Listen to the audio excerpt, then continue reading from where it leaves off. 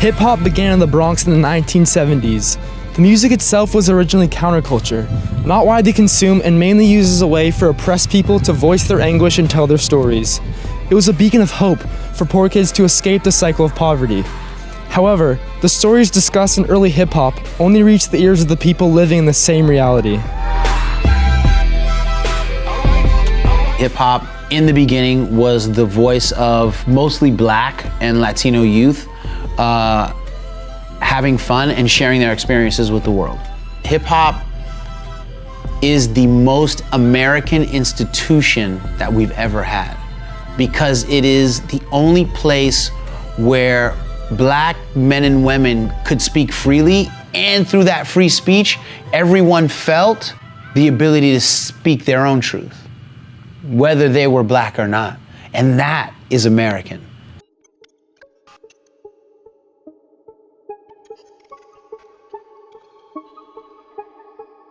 Rap is no longer just a pipe dream for kids. Hip-hop is the fastest growing genre in the US, and it's never been easier to get into the game. Okay, let's say I want to start making music. What would I need?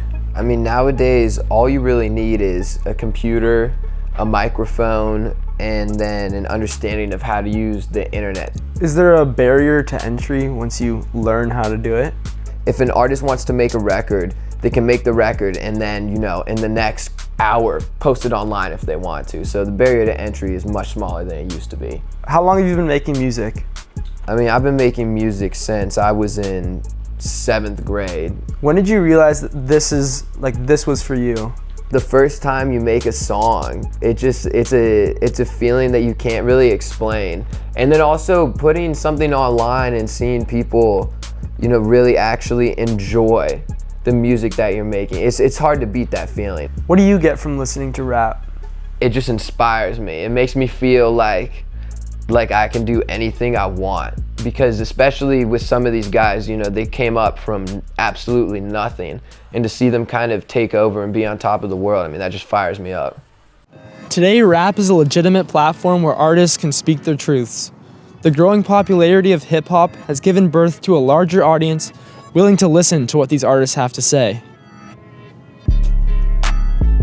What do you love about making music? What I love about it is when I'm in the studio, nothing could stop me. I'm in my own zone. I could do whatever I want, say whatever I want. It's just free, and the mic gonna hear me out. So is that what drives you to rap?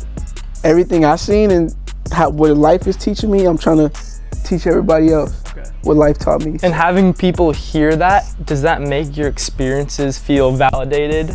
Makes me feel better about myself. Oh, great. I'm doing the right thing. Right. How do you hope your music impacts your audience? I just hope it touches everybody and everybody gets a sense of what I'm talking about.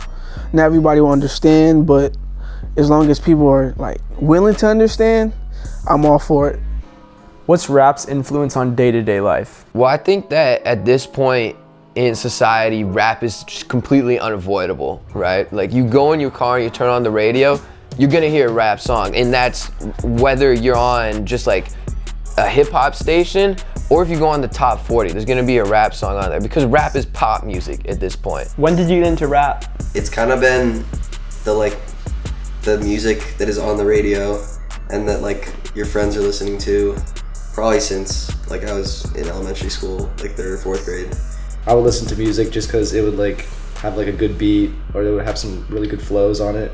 But up until maybe 8th grade, I started to get into the really deep lyrics and rap that I really started to appreciate more. What would you say to people who think that rap has a negative influence on its listeners? You have the classic response of rap is glorifying gang violence and rap is glorifying drug use. But if you really take a step back and look at it, these people that are rapping about this are normally rapping about it as a reflection of the environment that they're in. I don't know what it's like to live in Detroit, so I listen to Eminem or D12 or, whoever, right? I don't know what it's like to live in Chicago, so if it's Lil Durk or, Chief Keef, I don't care. I want to hear it. I just, not from a place of judgment, but just to know. It offers a new perspective for some people.